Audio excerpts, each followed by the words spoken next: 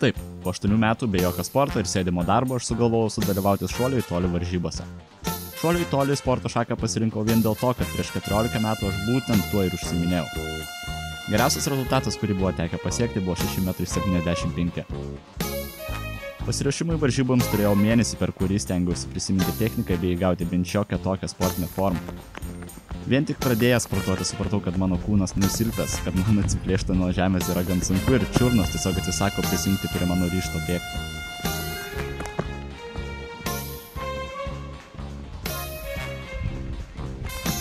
Tikslų kažkokių užsibrėžęs neturiu, bet nušokti bent 5 metrus ir nesusitraumuoti būtų fantastika.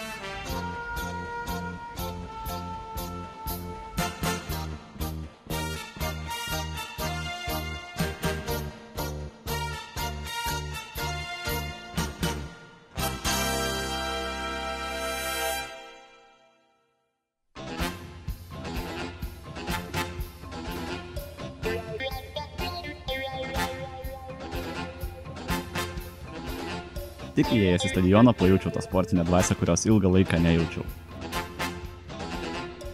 Užsiregistravęs varžyboms pamačiau, kad man teks rungtyniauti su jaunuoliais, kurie yra daugiau nei 10 metų už mane jaunesni, kas buvo biškį juokinga.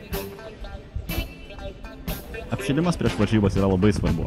Tik blogiausia, kad mano kūnas apšilimą supranta kaip rimtą sportą ir aš negaliu persistengti, nes energiją reikia pasitaupyti ir pačioms varžyboms. Ir štai išmušė tas laikas, kai man reikia stoti ant bėgimo takelio.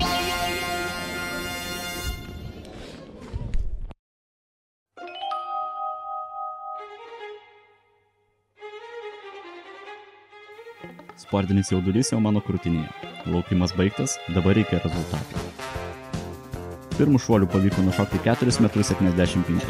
Kas nėra mano tikslas, bet pajaučiau, kad galiu geriau. Kiekvienas įsibėgėjimas atrodė, kad aš išrandu vis kitą bėgimo techniką ir atitaikyti tobulai šuolio nepavykdavo.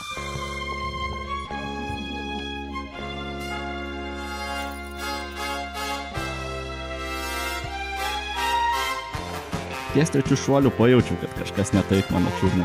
Rėžiantis skausmas perėjo per visą koją. Tačiau pasiduoti nežadėjau, man reikia nušokti dar 3 finalinius šuolius.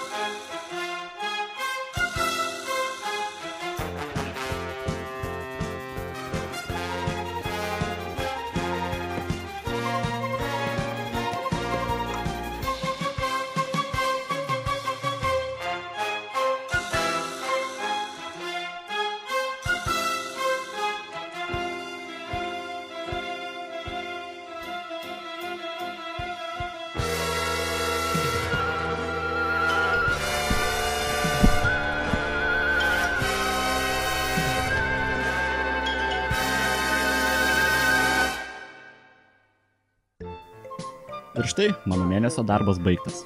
Geriausias rezultatas 4,75 m. Užsibrėžti tikslai nepasiekti, plus patirta čiurnos trauma. Bet kad ir kaip be pasibaigė viskas, aš pats savim didžiuojuosi. Pagaliau padariau tai, apie ką ilgai galvojau ir įgavau motyvacijos toliau daryti kažką su sportu. Ir jau žinau, ką darysiu toliau.